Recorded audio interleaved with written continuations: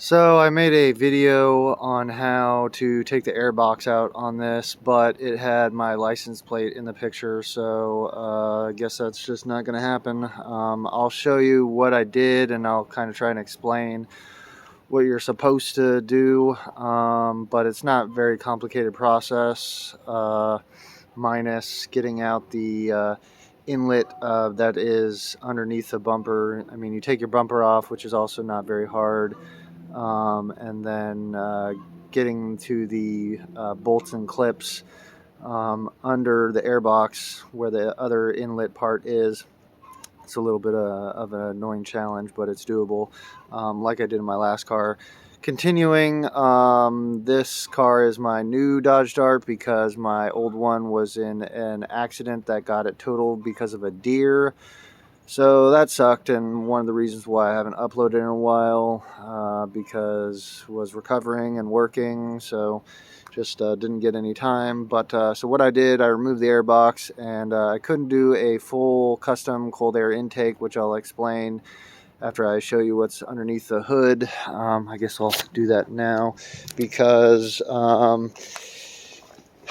yeah, it has the mass airflow sensor is stuck in the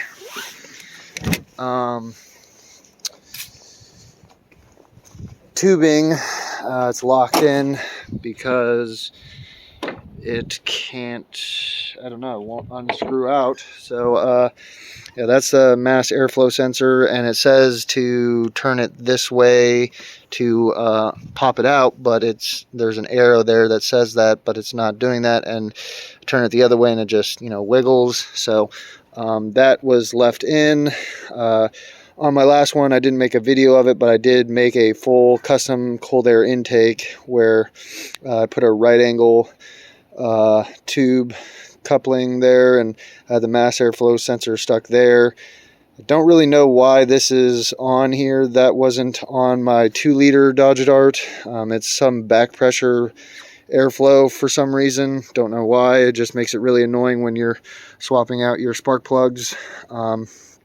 So I left all that in because of the mass airflow sensor, and eventually I might take it out, but I mean, it's not like that's not an effective airflow tube, so probably just leave it, but I will eventually get a bored out throttle body from MPX like I did the last one, so I'll have to take this off anyways and do that to where I can get to the throttle body. And yeah, it just means that this portion is going to be dangling because I can't, well, I guess I could unclip the, yeah, I can unclip the mass airflow sensor. So I don't know, but so airbox is held in by that. You just unscrew that. Then there's a bolt here that the airbox sits on. Take that out, and then there's a clip. You're not gonna see it. It's that clip right there. You're gonna need to take pliers, because clip pop pliers didn't work, so just take regular needle nose pliers and pull it out. And then I'll show you what I did here. That's a 60-degree elbow. That's another coupling gasket from Advanced Auto Parts. That was from Advanced Auto Parts. The 3-inch stainless steel tubing is also from Advanced Auto Parts, and I just cut it to size. So what I did with the tubing is I cut a notch and I put a hole in the gasket to fit some more tubing in there, and that's just garden hose tubing from Walmart. I mean, you could use a different size or whatever you want to do here, but that's what I did, and it's in there about a finger's depth width into the tubing, so it's not coming out, and it's pretty sturdy. I've driven it a while, so these zip ties are holding it in place, and I'll show you that it has clearance from the tires. So if I hit a pothole, it's not going to smack the filter and grind it to bits. But doing this was definitely ideal. Makes the car drive a lot smoother. When it had the stock airbox, it kind of stuttered on startup and on just regular driving. It was kind of like not sluggish. It's a 2.4 liter compared to my 2 liter, so it's already driving better just for having that extra those extra couple liters, 0.4 liters. Yeah, and with the cold air intake, it's driving smoother, getting a little bit more oomph to it. Eventually I'll do the headers again, and that will make some improvement as well. And on the last one I had the lightweight pulley, so I got to do that. Yeah, so let me show you the clearance, and then I'll start it up and show you. So there's where the filter is, and with the wheel turned in, it still is not coming close to the filter, so that's good. I don't know how well that's going to focus, but let's see, turn you in there.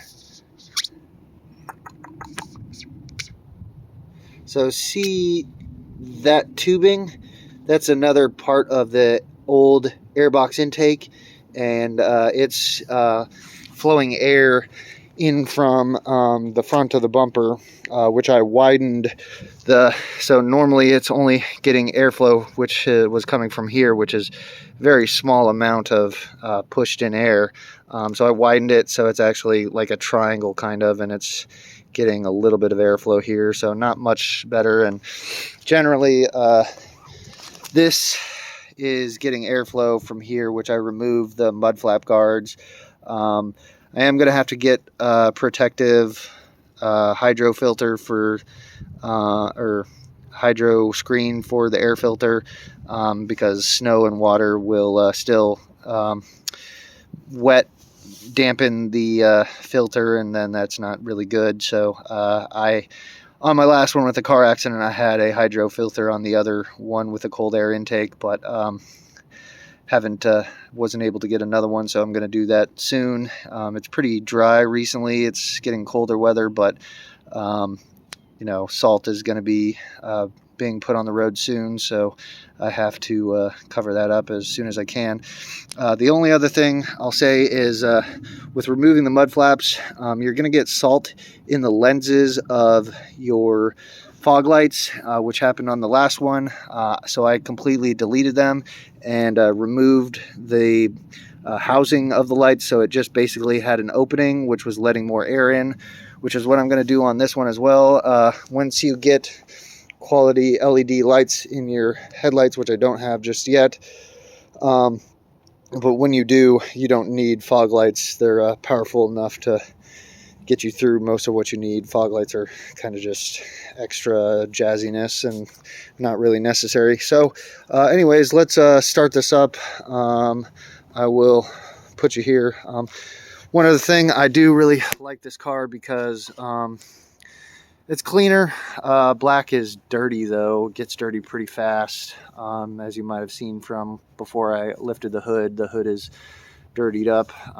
Need to get it another car wash and keep it clean during the winter. But yeah, the interior is brand new, basically, almost, compared to my last one, which I destroyed myself, trying to weight reduce it. So I'm not really going to do that again. The only reason I did weight reduction in the last car was because it couldn't handle its own weight stock without any of the modifications I put on it. So I did the weight reduction first, and that made it drive smoother. Not really recommended for safety reasons. For passing safety inspections, you can't really do that. But once in certain places where you don't have to get regular safety inspections, you can kind of get past that after your first safety inspection, and then do whatever weight reduction you want to do on the interior, if you want to do it at all. But I won't be doing that on this car. Yeah, so let's start it up and hear what it sounds like with just a stock, cold air intake.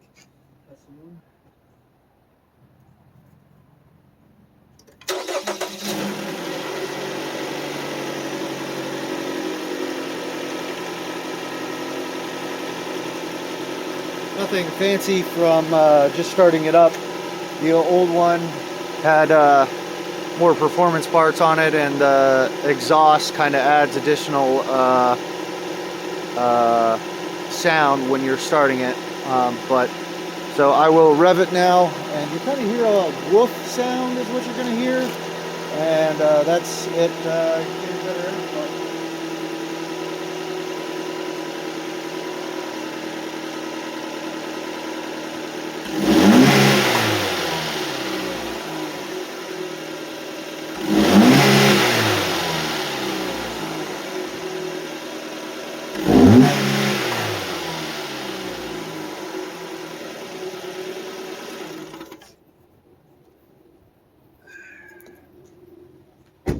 That's that.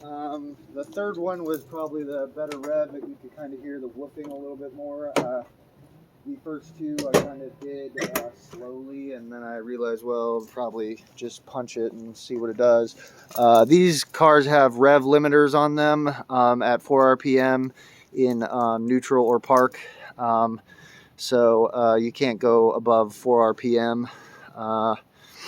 So eventually I will, when I get the rest of the performance parts, get it dyno tuned, which was actually the final step for the last car, but a car accident happened and destroyed those plans. So yeah, once I get a tune after all the performance parts, it should be, so the last one was going to be topping out at about 240 horsepower. This one will probably top out at 260 with all the performance parts and a dyno tune on top of that. So yeah, maybe next year with steady employment, which is happening currently, which is thankful, and some hopefully good tax returns, I'll be able to get some of those things I've been talking about. All right, thanks for watching. Bye.